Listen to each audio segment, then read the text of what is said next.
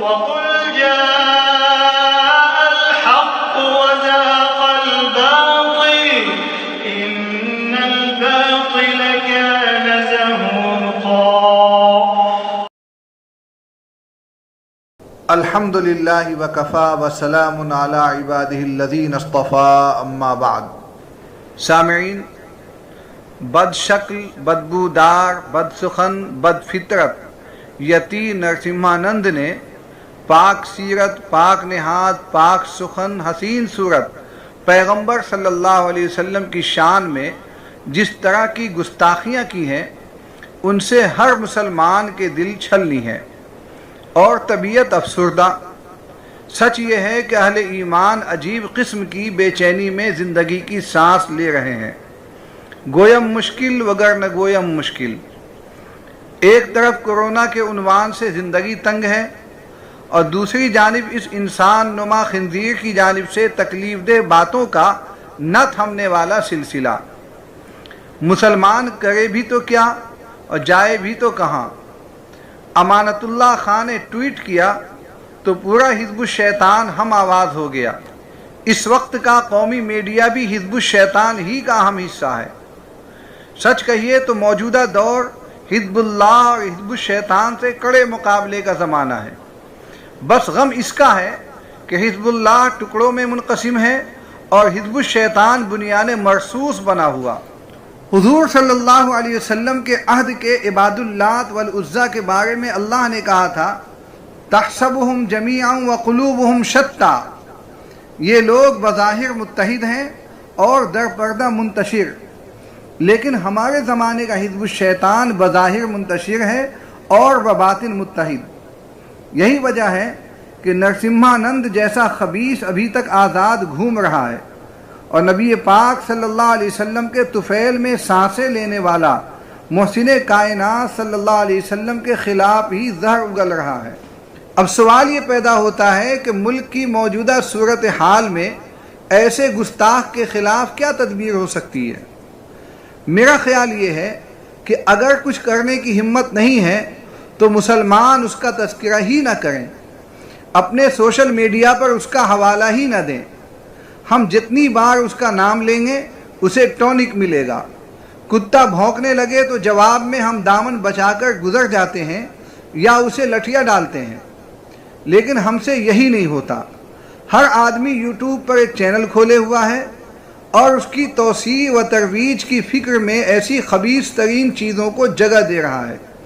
حالانکہ زمانے نبوی میں پیغمبر صادق کو کیا کیا گالیاں نہ دی گئیں، لیکن ہمارا ذخیرہ علمی ان کے ذکر سے خالی ہے۔ کسی چیز کو چھیڑنا اس کو زندگی دینا ہے اور اس کا ذکر نہ کرنا اس شر کو ختم کر دینا ہے۔ افسوس کہ یہ فلسفہ ہمیں آیا ہی نہیں۔ غیروں کی فتنہ انگیزیاں ہمارے خون جگر سے جلا پاتی ہیں، اور اگر کچھ کرنے کی ہمت ہے تو احتجاج کا راستہ اختیار کیا جائے۔ جب کسان چند گز زمینوں پر اپنا اختیار چھن جانے سے اپنی تحریک چھیڑ سکتے ہیں اور حکومت کو ناک رگڑنے پر مجبور کر سکتے ہیں، تو حرمت رسول صلی اللہ علیہ وسلم کے نام پر ہم ایسا کیوں نہیں کر سکتے؟ لیکن یہ ہم سے نہیں ہوگا۔ اس میں بھوک پیاس کی شدت ہے، حکومتی کارروائیوں کی دہشت ہے، ہم آرام کے شیدائیوں میں ان کی سکت کہاں؟ یہاں تو عالم یہ ہے کہ کس کس کو یاد کیجئے، کس کس کو روئیے، آرام بڑی چیز ہے، منہ ڈھک کے سوئیے۔ ستم بالائے ستم یہ کہ ہماری صفوں میں خطرناک حد تک انتشار ہے۔ 50 فرقے ہیں اور اکثر ایک دوسرے کی نگاہ میں کافر۔ دیوبندی کسی تحریک کو برپا کرتا ہے تو بریلوی یا دوسرے گروہ پلہ جھاڑ لیتے ہیں۔ بریلوی کوئی صدا لگاتا ہے تو اکثر جماعتیں اسے لامساسی بنا ڈالتی ہیں۔ جب تک ہماری صف میں یہ تعاون رہے گا، ہماری جان لیتا رہے گا۔ جمہوری ملک میں ہمارے پاس اظہار ناراضگی کے بس یہی 2 راستے ہیں۔ ایک راستہ دعوت والا ہے، اسے ہم نے اپنی کاہلی سے طاق نسیاں کی یادگار بنا ڈالا ہے۔ مناظرے کا اسٹیج بھی ہے، مگر یہ کتنا سود مند ہے ساری دنیا جانتی ہے۔ ایک فریق پہلے ہی سے فتح مبین کا قد آدم اشتہار چھپوا لیتا ہے اور انعقاد مناظرہ سے پیشتر ہی رونق دیوار بنا دیتا ہے۔ معلوم ہوا کہ یہ راہ بھی فی الحال مفید نہیں۔ جہاں تک مباہلہ کا معاملہ ہے تو اس کی گنجائش موجود ہے، مگر افہام و تفہیم کے بعد دارالعلوم دیوبند نے لکھا ہے کہ مباہلہ کہتے ہیں اگر کسی امر حق و باطل میں فریقین میں نزاع ہو جائے، جھگڑا ہو جائے اور دلائل سے جھگڑا ختم نہ ہو تو پھر ان کو یہ طریقہ اختیار کرنا چاہیے کہ سب مل کر اللہ تعالیٰ سے دعا مانگیں کہ جو اس معاملے میں باطل پر ہو اس پر خدا کی جانب سے وبال آئے اور ہلاکت پڑے، سو جو شخص جھوٹا ہوگا وہ اس کا خمیازہ بھگتے گا۔ اس طرح دعا کرنے کو مباہلہ کہتے ہیں اور یہ ضرورت کے وقت جائز ہے۔ یہاں ایک غلط فہمی بھی دور کر دینا مناسب ہے۔ ایک طبقے کا خیال ہے کہ مباہلہ کا تعلق نبی کی ذات تک محدود ہے اور ان کے بعد منسوخ۔ یہ نظریہ صحیح نہیں ہے۔ جامعہ علوم اسلامیہ بنوری ٹاؤن نے متعدد حوالوں سے یہ بات لکھی ہے کہ ہر ایسا معاملہ خواہ دینی ہو یا دنیاوی جس کا حق ہونا دلائل حقہ سے واضح ہو چکا ہو، اس کے باوجود مد مقابل اسے ماننے پر تیار نہ ہو اور صاحب حق اپنی سچائی یا دعوے کی سچائی ثابت کرنے کے لیے مباہلہ کرنا چاہے تو شرعاً اس کی اجازت ہے، کیونکہ مباہلہ نبی پاک صلی اللہ علیہ وسلم کے ساتھ خاص نہ تھا۔ یہی وجہ ہے کہ آپ صلی اللہ علیہ وسلم کے پردہ فرما جانے کے بعد صحابہ کرام رضوان اللہ علیہم اجمعین اور ان کے بعد کے زمانوں میں بھی مباہلہ کرنا ثابت ہے، لہذا آج بھی اگر کوئی مباہلہ کرنا چاہے تو کر سکتا ہے۔ تاہم کسی جھوٹے معاملے میں دھوکہ دینے کے لیے ہرگز مباہلہ نہیں کرنا چاہیے۔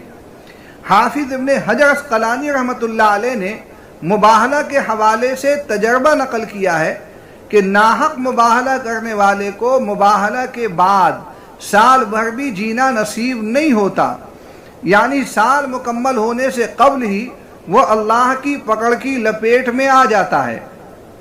اب آتے ہیں مفتی سلمان ازہری کی دعوت آتش افروزی کی جانب۔ تو عرض ہے کہ شرعی معیار پر ناکامی کی وجہ سے مفتی سلمان کے دعوے کو مباہلہ ہی نہیں کہیں گے، بلکہ زیادہ سے زیادہ اسے چیلنج کہیں گے، اسے اگنی پریکشا کہیں گے۔ مباہلہ کا شرعی طریقہ اوپر لکھ دیا گیا ہے۔ سیدنا و سندنا حضور صلی اللہ علیہ وسلم کا طرز مباہلہ بھی یہی تھا۔